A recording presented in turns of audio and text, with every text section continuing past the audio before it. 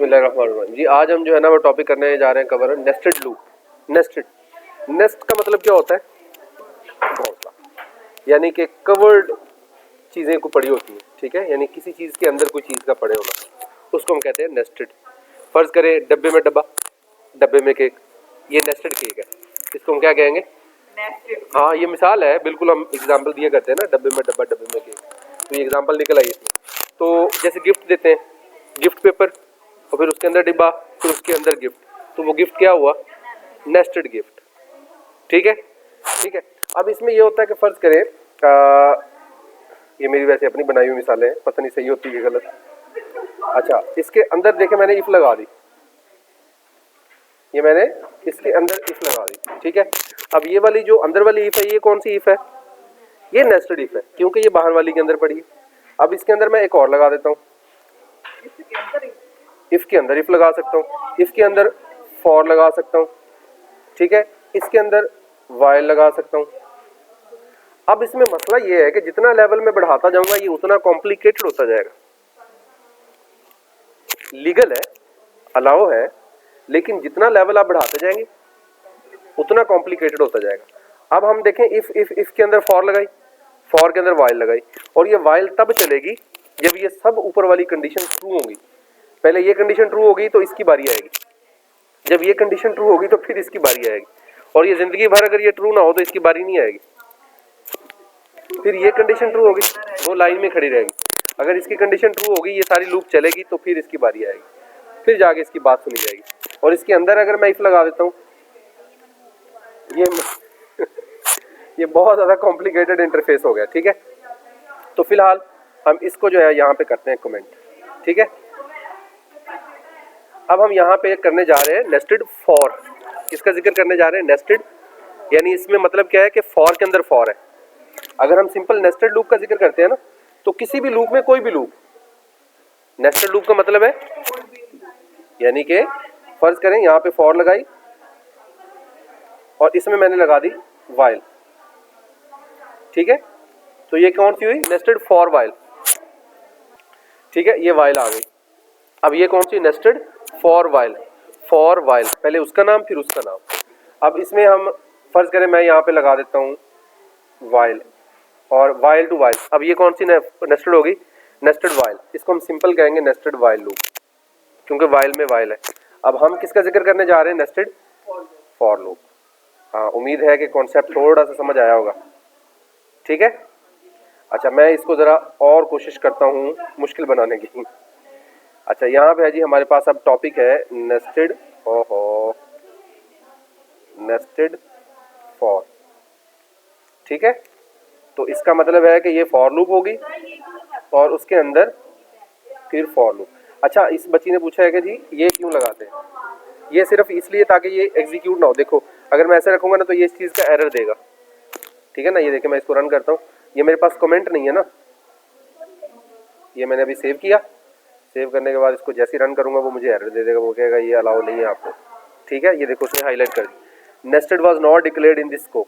तो मैं इसको कर देता हूँ कि भाई इसकी तरफ देखो ही मत, अब वो इसकी तरफ देखेगा ही नहीं, अब वो उसकी तरफ आ गया फॉर की तरफ, कि इसमें आपने कुछ नहीं लगाया, ठीक है। हाँ बिल्कुल, ये दो लाइनें लगा दोगे तो कंपाइलर इस लाइन के लिए अंधा हो जाएगा, सही कहा आपने, ठीक है।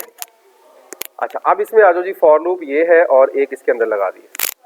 अब फर्ज करें मैंने इसमें लगा दिया int I is equal to 3, I less than equal to 0 लगा देते हैं, चलो 1 लगा देते हैं, 3 और आई प्लस प्लस। ये लूप कितनी दफ़ा चल रही है? तो ये कौन सी लूप है? Outer loop. इसको हम अब क्या नाम देंगे? Outer loop. और इसको क्या नाम देंगे? Inner loop. Very good. अब ये कितनी दफ़ा चल रही है जी? इंट जे इज इक्वल, अब इसका वेरिएबल डिफरेंट रखना है, उसका वेरिएबल डिफरेंट रखना है। जे इज इक्वल टू 1 और जे लेस देन इक्वल टू 3 और जे प्लस प्लस। ये भी कितनी दफ़ा चल रही है? लेकिन फ़र्क है इन तीनों के चलने में, दोनों के चलने में क्या फ़र्क है? ये एक दफ़ा चलेगी और ये उसके मुकाबले में 3 दफ़ा चलेगी। मैं अब इसके लिए करता हूँ, यहाँ पे ये देखें ये कितनी दफ़ा चल रही है, अब कितनी दफ़ा चल रही है? कितनी दफ़ा चल रही है? एक दफ़ा। और नीचे वाली कितनी दफ़ा चल रही है? यहाँ मैंने जिक्र किया कि यहाँ पे जो देखो आउटर है उसकी वैल्यू क्या है जी, 1 तक चलेगी वो लूप, लेकिन अंदर वाली लूप मैंने 3 दफ़ा लिखी हुई है। ठीक है, अब ज़रा देखते हैं इसको रन करके। रन करने के लिए हमें क्या करना होगा, इसमें कुछ ना कुछ लिखना पड़ेगा। तो मैं यहाँ पे लिखता हूँ सी आउट, सबसे पहले वैल्यू प्रिंट हो जाए आई, यानी ये वाली।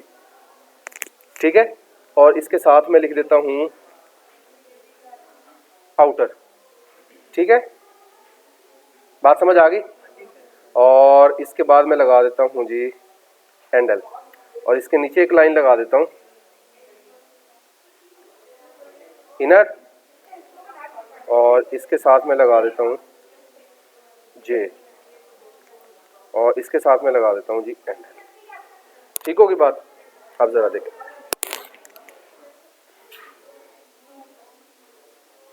आउटर एक दफा चली है। अच्छा हाँ ठीक है ठीक है ठीक है ठीक है।